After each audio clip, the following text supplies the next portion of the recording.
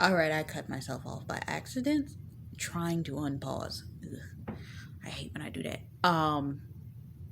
But what I was saying is, now that we're hitting the verse part, these men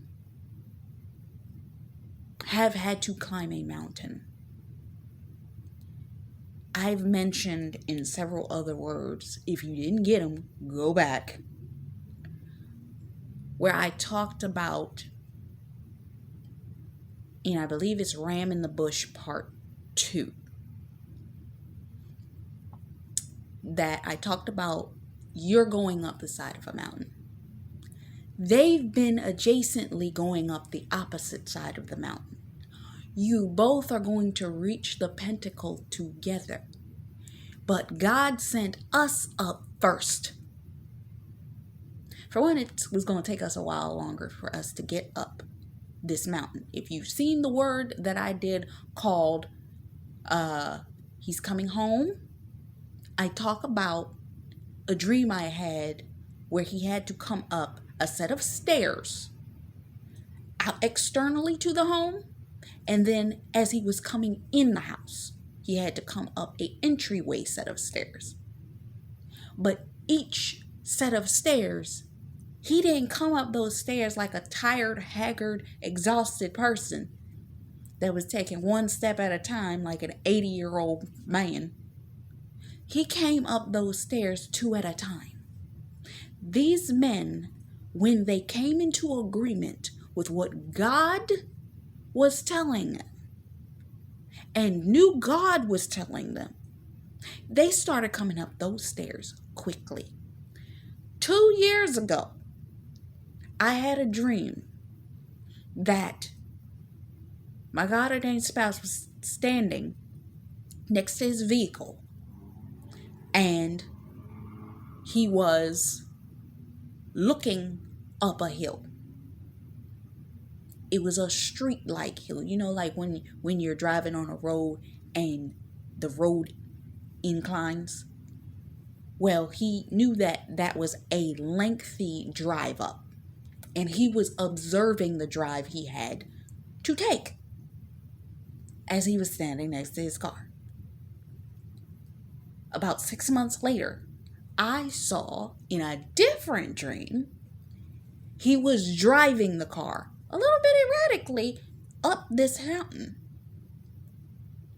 It is speed like you ever see in them like cartoon or music videos where the person is driving erratically fast up, or in a chase scene or what have you, and they're just driving quickly up that thing. I have never seen this man taking his time to get up the mountain. He's not leisurely strolling. He's not leisurely driving at grandma's pace up the mountain. He was driving full speed the way men drive. That is, putting my foot on the gas and going. Have you ever been in a car with a man that knew how to drive? They don't sit up there and drive slowly like we do. They drive that car. My coach, who's a driver, she always talks about how she observes how men drive. And she knows that when she's driving a car, she doesn't drive like real slow. She drives like, I got someplace to be. That's the way these men been coming up this mountain. I got someplace to be. I ain't got time for no distractions. This is why the counterfeits mainly was sent to them, because it's like, whoa, he going up this thing too daggone fast. Let me distract for a moment. A couple times they fell for it.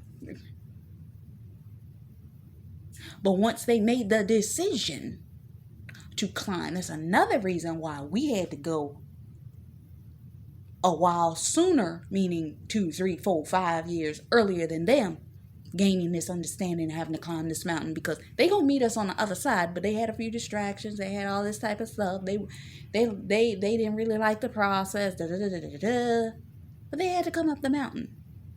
Okay. And with that being said, there's a promise on this mountain that I'm climbing just for you. That I'm climbing They know that they made a promise to God. And in order to come up in alignment with that promise, they got to climb this mountain.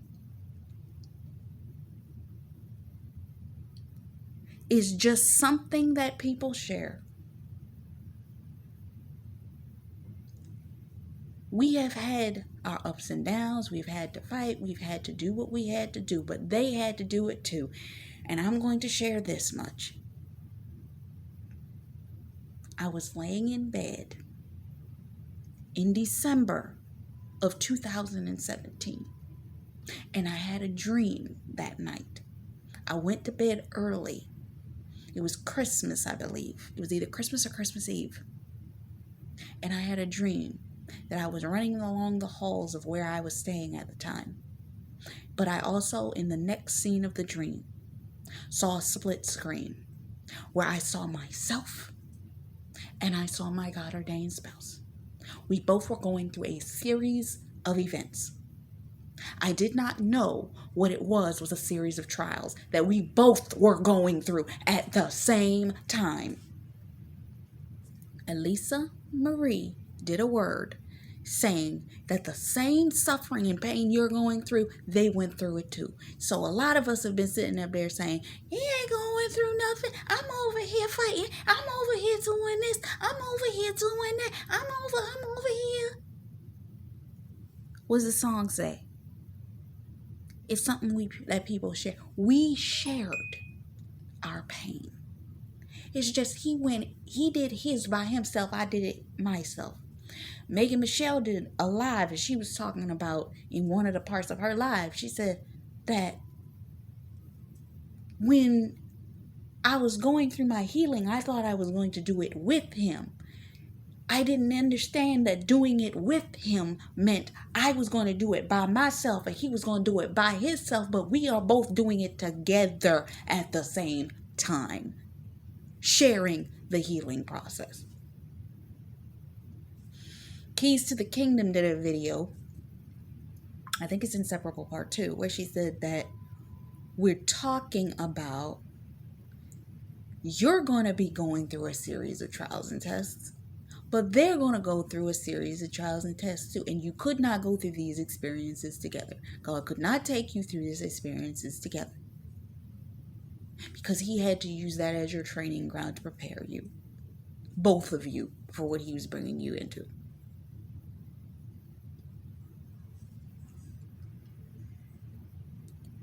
Can't you feel love in the air?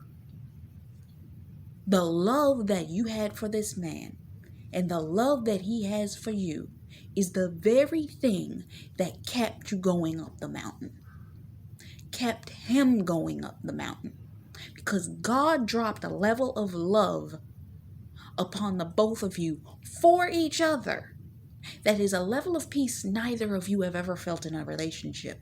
And just because you're chasing that feeling, that at-home feeling, this is why during the holidays and the holidays that you are spending without them and have spent without them since you've known that they were your partner, have hurt so much, because you don't feel at home in that homely feeling of Christmas, in that homely feeling of what have you, because of the fact that, of Thanksgiving, because of the fact that you ain't at home because you ain't with your spouse. Oe Tempo, Journey to Purity did a word called home, or he is your home, or your partner is your home, something like that, where she talks about they don't feel at home and you don't feel at home until you are with them.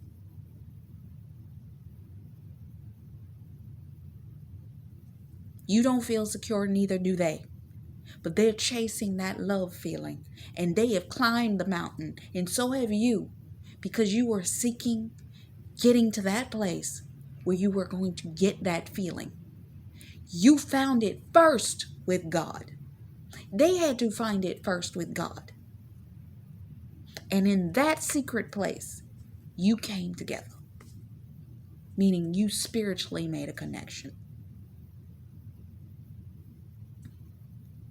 Where am I at? There's a promise on this mountain that I'm climbing just for you, because it's something that people share. Can you feel love in the air? More sacrificing. These men are willing to make the sacrifice of anything that they have to sacrifice if that means bringing you into their life. Stephanie P did a word, and I've talked about this before, where these men, they got a glimpse of you. I know when mine got a glimpse of me, and maybe he didn't understand it at the time.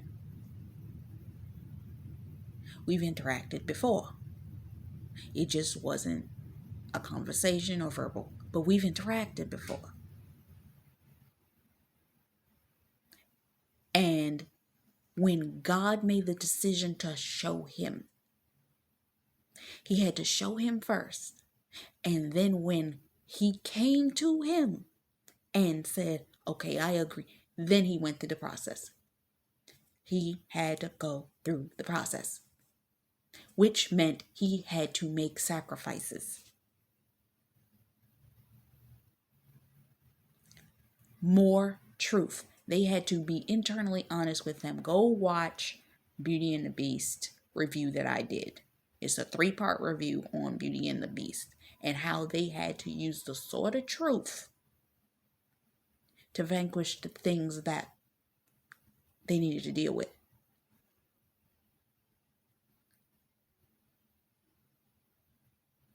I will be more open with you. They had to go through the trials and tests in order for them to be able to not be as guarded in their heart, which they have been. You may have seen them with 50 different women before, but not a dare one of them had their heart.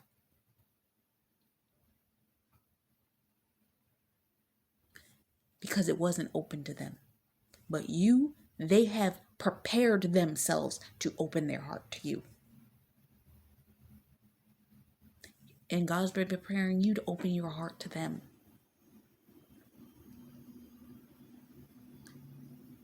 And I promise, girl, there's no way no one could ever take my faith.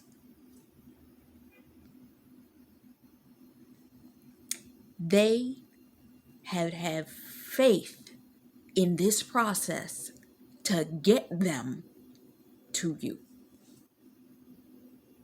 And they had to walk in faith in order to follow the process that the Lord was showing them in order to get them to you. Or else they weren't going to get there. They had to do some things that were completely opposite of what their friends would have told them, what their lifestyle would have told them. Joseph had to make a decision opposite of what anyone would have done in that situation, especially at the status that he was in, to take on Mary as his wife. And I got a whole word for that. Stay tuned, we're going to get there. But they had to have and walk in faith to really complete this journey to coming to you. God was not playing with these men. Not by any way, means, or pretension. No. They had to go through some stuff to get to you because you are God's daughter. Just as much as he is God's son, but he knows what you've been through and what you pray for. He ain't going to let that man just come to you any kind of way. Which means he had to have a level of faith to walk to get to you in this situation. Which brings us back to that statement where he was talking about, oh Lord, guess I'm yours. Oh Lord, what else can I ask for?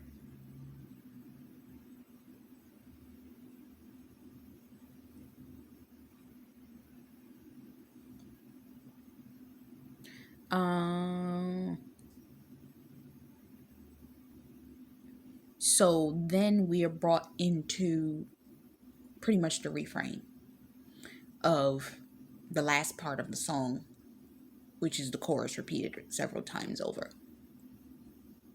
basically stating about the promise, which brings me to my last point. I'll probably look at this movie again tonight because I haven't watched it in a while. If you've ever seen Queen Latifah and LL Cool J in Last Holiday, LL Cool J had to go to the country that Queen Latifah was staying in. Spoiler alert. But I'm specifically talking about this point. He was driving up the mountain. His car and her car came just to pass one another. But I believe she turned around and went back up the mountain. But he hadn't gotten there yet. So they just missed each other. So what ended up happening is he was going to have to find his way to get up the mountain. Some of your God-ordained spouses have crossed paths with you. And because of the fact that they crossed paths, they were that close to you. They were that close to you. God showed you to them. And then he said, okay, now I'm going to take you through a faith walk that you ain't never going to forget. Because if you get to the end of this, I know you're not going to leave. Because you know what happened? It could have been simple. They could have seen each other in their opposite vehicles, and because she was turning around and go back up, then it could have been a scenario he could have rolled with her back up the mountain. Very simple, but it never happens that way in a film because they still had another half hour towards the end of the movie. So he had to go through a journey.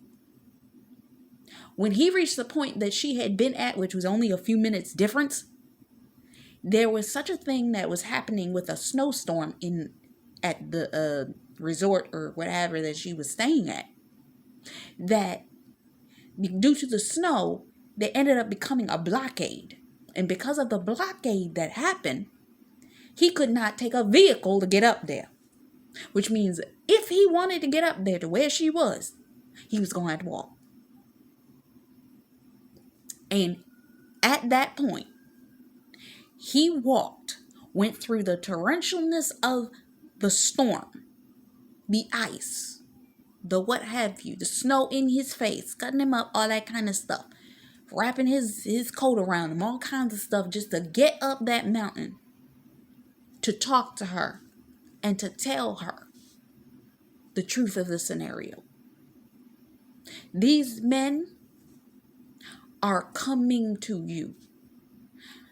Don't matter no snow, don't matter no rain. I'm hearing the Supremes. No wind, no rain can keep me from getting to you.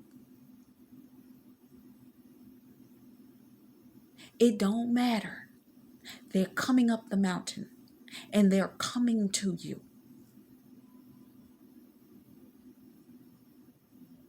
It's not going to stop them. Yes, it's felt like delays. Yes, there have been backslides. Yes, they got frustrated and wanted to walk away, and God was like, you can do that, but you're still not going to get them. And somebody made a point this morning, I think it was Dana Ray, I was watching her videos, and they were saying that the Lord has shown them that they're not going to get it any better than you. So they can go back if they feel like it. They can go back to the stuff that they were going through. And I'm going to mention this here. There's a scripture in the Bible that says, it's like when a dog goes back to his own vomit. I don't know what it was that made me watch. It was this mini review of this TV series about this hacker dude. And I don't know why it made me watch it. But one of the clips that they had on YouTube from this show was about the moment that the man who was addicted to drugs found a replacement drug for what it was that he was using to handle his drug habit, and it was helping him. But with that came an issue. He needed to be set free from that drug habit. He was using it as a coping mechanism, okay? And what they literally showed was he had a hallucination that he drank cement. And because of that hallucination, he forced himself to spit up the drugs. He spit up everything. Okay? But when he realized that it was a hallucination, you know that when he saw that the pill was not fully digested in the vomit, he picked it back up and put it back in his mouth and took it back again.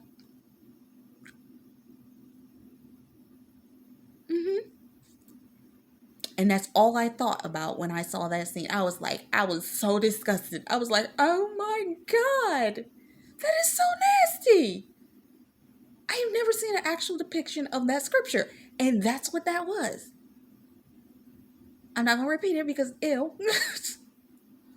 But these men know that if they turn around and go back, that's exactly like what they are doing.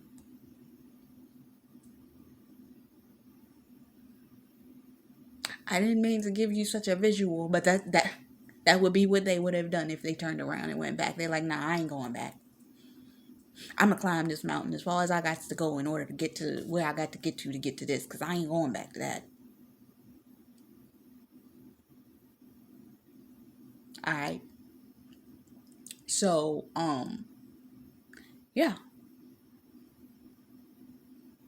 So that's the song, and we'll be back for the next one.